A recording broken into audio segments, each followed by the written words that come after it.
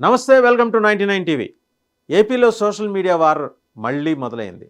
మొదలైందనే కన్నా కూడా ఉధృతంగా జరుగుతోందని చెప్పడం కరెక్టేమో. ఎందుకంటే ఒక సంఘటన జరిగితే దాని చుట్టూతా సోషల్ మీడియాలో జరుగుతున్న విధ్వంసం అది వేరే రకంగా ఉంటుంది. నెక్స్ట్ లెవెల్‌లో ఉంటుంది. ఒకళ్ళనొకళ్ళు టార్గెట్ చేసుకోవటం వరకు మొన్నటి వరకు నడిచింది అటువంటి వ్యవస్థ. ఇప్పుడు ఆ టార్గెట్స్‌ని దాటి బియాండ్ టార్గెట్స్ కూడా వెళ్తున్నది స్పష్టంగా కనిపిస్తుంది.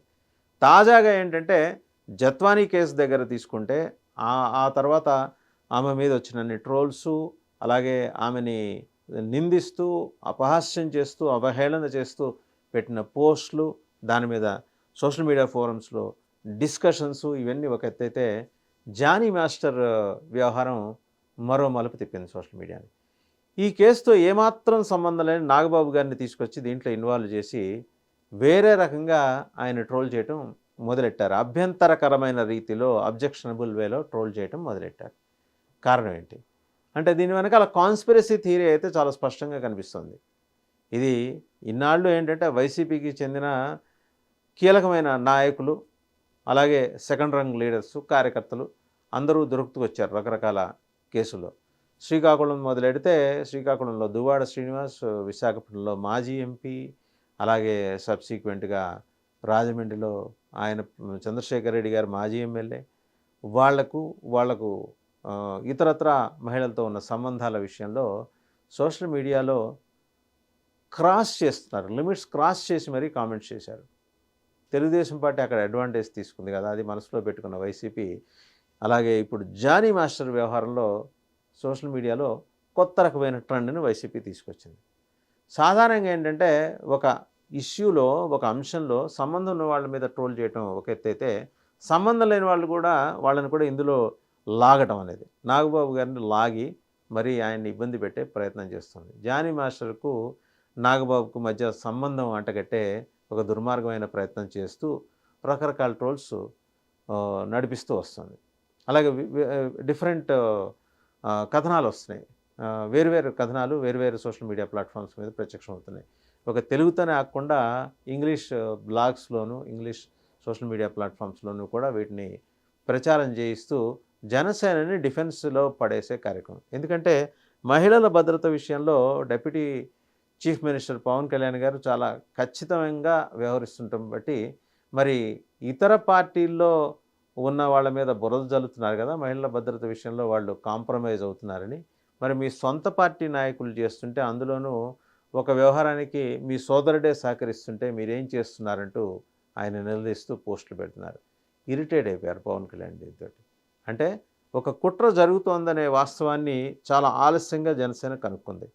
వాస్తవంగా ఈ పాటికే కనుక్కొని ఉండాలి, అప్రమత్తం కావాలి, కానీ చాలా ఆలస్యంగా కనుక్కుంది. సోషల్ మీడియాలో ఒకవేళ ఒక పోస్ట్ ఎక్కడ దాని ఆరిజిన్ ఉందో కనుక్కోవడం పెద్ద వ్యవహారం కాదు. ఎవరు మొదలెట్టారు ఇది? నాగబాబు గారిని ఎందుకు అసలు తెర మీద తీసుకొచ్చారు? జానీ మాస్టర్‌కి ఆయనకి సంబంధం అంటగట్టే విషయం ఏంటి? ఇండస్ట్రీలో ఉన్నప్పుడు మనం 10 మంది ఉంటే 10 మంది 10 రకాల సందర్భాల్లో డిఫరెంట్ ప్లాట్‌ఫామ్స్‌లో కలిసి పనిచేయటం వస్తుంటుంది.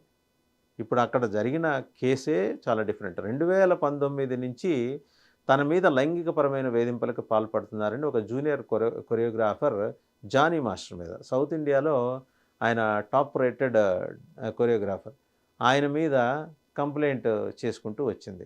ఫస్ట్ రాయదుర్గం పోలీస్ స్టేషన్‌లో కంప్లైంట్ చేస్తే, లిమిట్స్ వచ్చి ఇప్పుడు నార్సింగ్ కాబట్టి నార్సింగ్‌కి షిఫ్ట్ అయింది. ఎందుకంటే ఆమె అక్కడ నివాసం ఉంటున్నారు కాబట్టి. ఇంతవరకు ఓకే. ఆమెకేదో గ్రీవెన్స్ ఉంది జానీ మాస్టర్‌తో. జానీ మాస్టర్ నిజంగా అటువంటి లైంగిక వేధింపులకు పాల్పడి ఉంటే, ఒకవేళ పోలీసులు ఎఫ్ఐఆర్‌లో పేర్కొన్నట్టు పాల్పడి ఉండి దానికి సంబంధించిన ఆధారాలన్నీ దొరికితే, ఛార్జ్‌షీట్ ఫైల్ అయితే నిందితుడి మీద చర్యలు తీసుకోవడం చట్టపరంగా అన్నీ జరుగుతాయి. ఇదంతా ప్రాసెస్ నడుస్తున్నప్పుడు మధ్యలో నాగబాబుని ఎందుకు తెర మీదకి తీసుకొచ్చారు? ఈయనకి నడిచిన సంభాషణ, టెలిఫోన్ సంభాషణ కావచ్చు, లేకపోతే exchange of images or videos కావచ్చు, వీటని మీద ప్రస్తావన ఎందుకు వచ్చింది? ఎలా వచ్చింది? ఓవర్ ఏ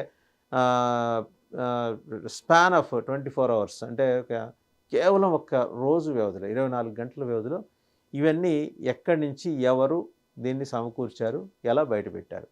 ఎస్టానిషింగ్ ఫ్యాక్ట్స్ ఉన్నాయి ఎఫ్ఐఆర్‌లో అని చెప్పి పేరు చెప్పడానికి నిరాకరించిన ఒక పోలీస్ అధికారి చెప్తున్నారు. ఏమిటా ఎస్టానిషింగ్ ఫ్యాక్ట్స్?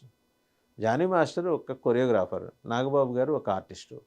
ఆయన ఆయన చేసే సీరియల్స్ కోసమో, లేకపోతే ఇంకో సినిమాల కోసమో ఆయన్ని సంప్రదించుంటే ఉండుండొచ్చు గాక. అలాగని జానీ మాస్టర్ చేసిన నేరాలకో, లేకపోతే ఆయన పాల్పడిన ఇక ఇతరత్రా అన్‌లాఫుల్ యాక్టివిటీస్‌కో నాగబాబు గారికి ఎలా సంబంధం ఉంటుంది? ఈ బేసిక్ లాజిక్‌ని ఎందుకు మిస్ అవుతున్నాయి కొన్ని సోషల్ మీడియా ప్లాట్‌ఫార్మ్స్? ఉద్దేశపూర్వకంగా జనసేన మీద ఒక కాన్స్పిరసీ థియరీ నడుస్తోంది అనే అంశాన్ని జనసేన కూడా పసిగట్టడంలో కొంత ఆలస్యమైంది. పవన్ కళ్యాణ్ గారు దీని మీద ఇప్పటికే సీరియస్‌గా దృష్టి పెట్టారు. ఇన్‌ఫాక్ట్ జానీ మాస్టర్‌ని పార్టీ కార్యకలాపాలకి దూరంగా ఉండాలని కూడా ఆదేశించారు. ఎందుకంటే టెక్నికల్లీ స్పీకింగ్ చట్టపరంగా చూస్తే ఆయన మీద కేసు ఫైల్ అయింది. ఆరోపణలు మాత్రమే ఉన్నాయి. అవి రుజువయిన తర్వాత ఆయన దోషి, రుజువు కానంత వరకు ఆయన నిందితుడు. నిర్దోషనంట్ల నిందితుడు, అక్యూజ్డ్. విక్టిమ్ చెప్తోంది 3 ఏళ్లుగానో, 4 ఏళ్లుగానో తన ఇంటికి గూడా వచ్చి అత్యాచారం చేస్తున్నాడు, లేకపోతే లైంగికపరమైన వేధింపులకు పాల్పడుతున్నాడని ఆవిడ చెప్తా వచ్చింది. అండ్ రెండవది 2019లో మొదలైందట వాళ్ళ అసోసియేషన్. ఒక జూనియర్ డాన్సర్‌గా ఆమె ఎంట్రీ ఇవ్వటం, ఆయన దగ్గర ట్రైనింగ్ అవ్వటం. మరి 4 ఏళ్ల పాటు నడిచిన తర్వాత హఠాత్తుగా ఈరోజు ఎందుకు తెర మీదకొచ్చింది? ఎక్కడ చెడింది? అది పోలీస్ యాంగిల్. అంతవరకు పోలీసులు వాళ్ళ ఇన్వెస్టిగేషన్ ప్రాసెస్ వాళ్ళు చేసుకుంటూ వెళ్తారు. మధ్యలో నాగబాబుని తీసుకొచ్చి జానీ మాస్టర్‌కి, నాగబాబుకి మధ్య ఉన్న కమ్యూనికేషన్ ఏంటి? అంటూ క్వెషన్ చేయటం ఏంటి? సో ఇవన్నీ these are all the questions. ఇప్పుడు ఆన్సర్ చేయాల్సిన అంశాలు. ఈ అంశాలన్నిటికీ పోలీసు సమాధానం చెప్తారు. అలాగే జనసేన ఆల్రెడీ ఒక నిర్ణయం తీసుకుంది. జానీ మాస్టర్‌ని దూరంగా పెట్టింది పార్టీకి.